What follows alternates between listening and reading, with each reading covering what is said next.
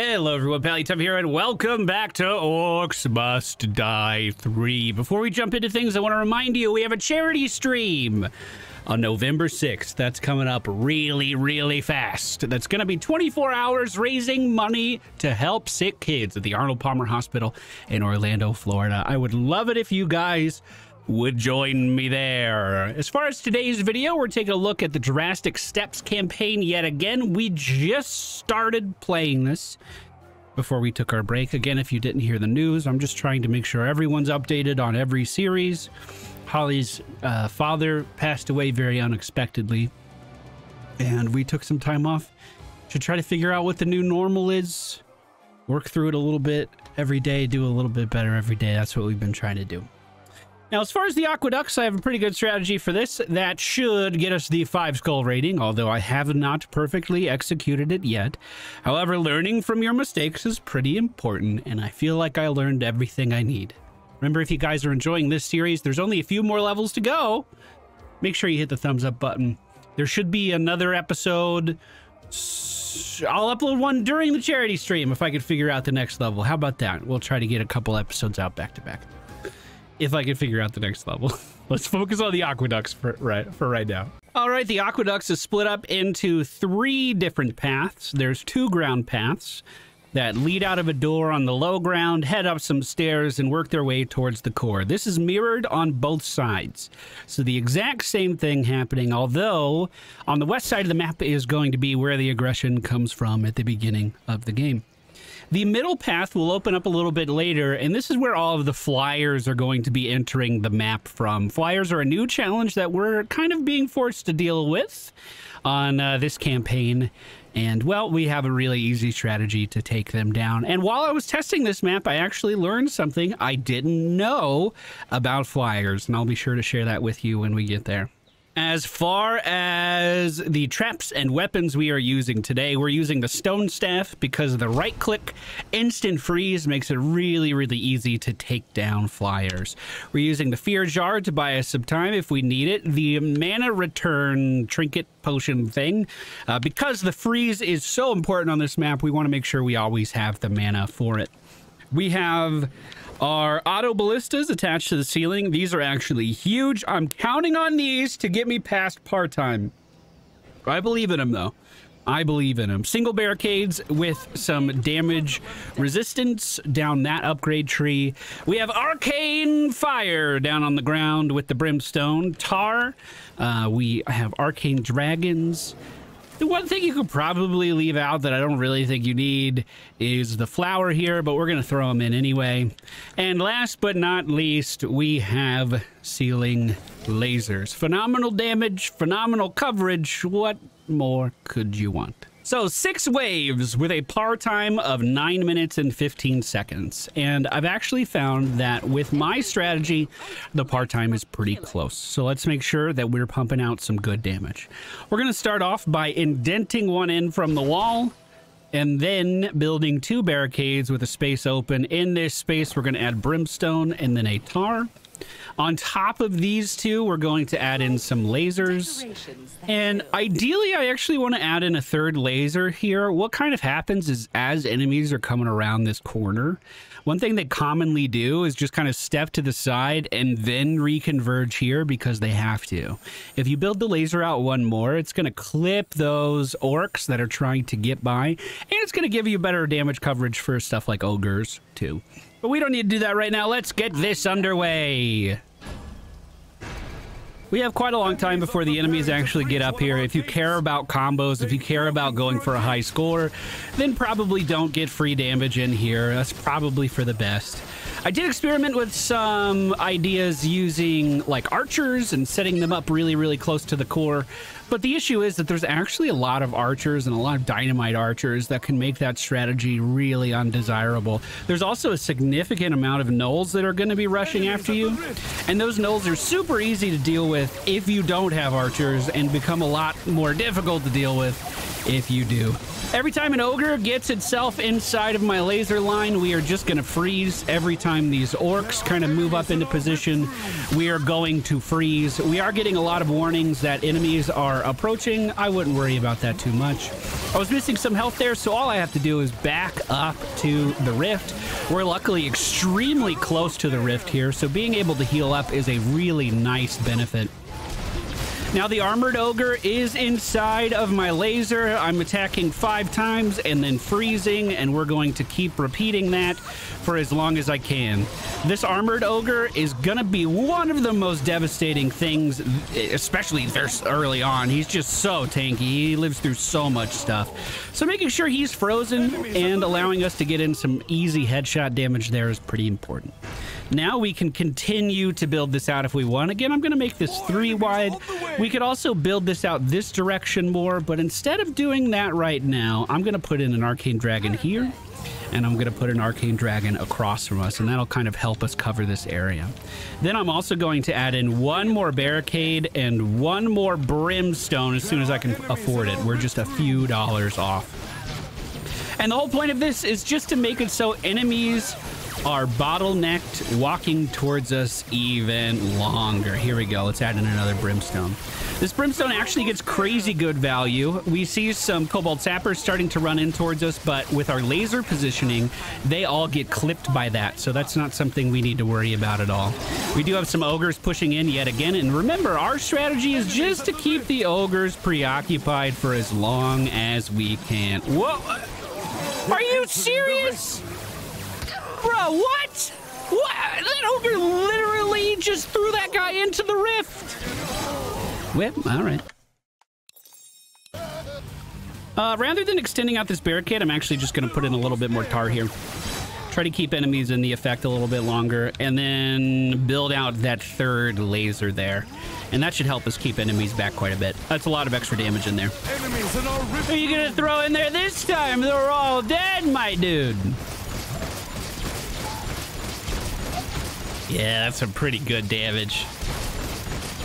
Perfect. Oh, someone got stuck in the doorway. Well, that's not going to help my part-time. Wait, I can't damage him. Okay, perfect.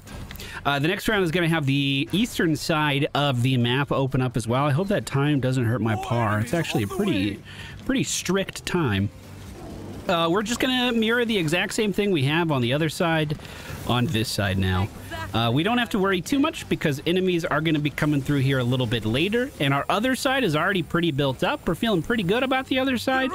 So as long as we don't get overwhelmed on the left, we should be able to hold the right. There are going to be some high priority targets we need to take down in this round in particular to really help the flow of things. For instance, this armored ogre, where is he? I thought there was an armored ogre. There he is at the end. He's a pretty big target. We need to make sure he dies pretty quickly. These ogres, though, pretty easy. Just freeze them when they get inside of the lasers. Nothing new here. We've been doing this for a really long time. Keep an eye at the minimap behind us. Let's go ahead and drop a fear here just to be on the safe side, as some enemies are starting to make their way in. And basically right now my eyes are just glued to the minimap. If things start to go poorly behind me, we start to get very worried. Let's freeze the armored ogre in there. This fear is not going to last much longer. So I'm going to freeze right, freeze left, and try to finish him off before he gets too much further. Beautiful. And nothing even managed to get close to really breaking through on the right-hand side because of those 3 lasers instead of the 2. As enemies overflow outside of the main tile we're killing them on, that extra laser is just so helpful. Wave 4 is just gonna be flyers, which means we're about to have a really easy time. So just take some time and really plan out what you're gonna do. What I think works really well in this map is extending the barricades forward. Again, we're just trying to give enemies 1 possible space to walk.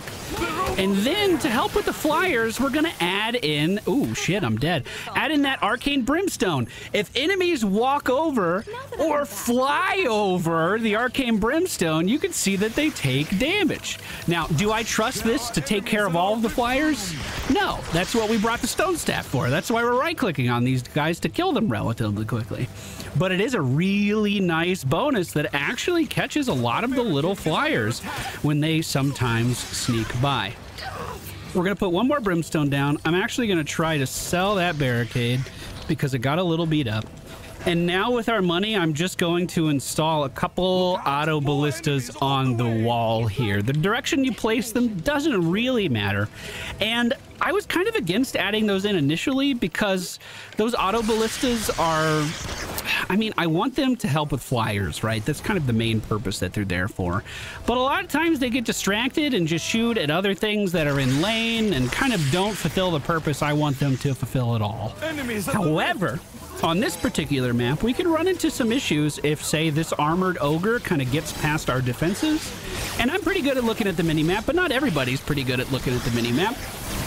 So, those auto ballistas simply increase our single target damage to big guys that are staying alive a little bit too long, like that ogre over there. Are they going to target them all the time? No, but you also don't really need them to be targeted all the time. My main point I need to defend right now is just this opening. If enemies are making it past this one brimstone, that's a problem. And the main enemies that are gonna make it that far are gonna be targets like this ogre that usually come at the end of rounds. So that means our auto ballistas are actually focusing the biggest threats on the map because most other things won't even make it past our kill zones on either side. I think it's a really nice way to improve our clear speed just a little bit. Although we've had really good positioning with our freezes actually this run. One thing I've noticed, whenever I do freeze someone with the stone staff, they're usually pretty deep inside of the lasers. This is going to be the final round, and as you can see, we're kind of at the point where our money's been spent. If you want to throw a flower down here, I think that's fine. I'll throw a couple down. But I really think the main thing that's going to increase our damage at this stage is just going to be these auto ballistas. So I'm going to start throwing these up against the wall. We have some flyers coming in.